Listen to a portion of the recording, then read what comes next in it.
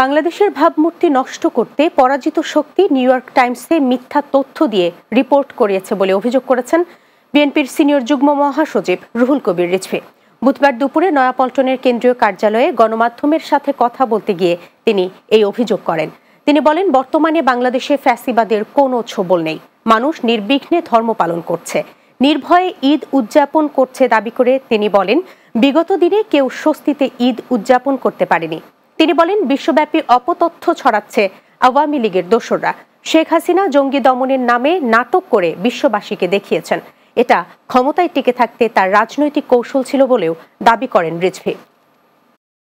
নানা ধরনের যে অপতথ্য ছড়ানো হচ্ছে তার আরেকটি প্রমাণ হলো নিউ ইয়র্ক টাইমসে বাংলাদেশে আবার ইসলামী উগ্রবাদের উত্থান ইত্যাদি বলে আপনার যে প্রতিবেদন প্রকাশ হয়েছে আপনারা জানেন। তো এর পিছনে নিশ্চয়ই কারা জড়িত সেটাও বাংলাদেশের মানুষ জানে।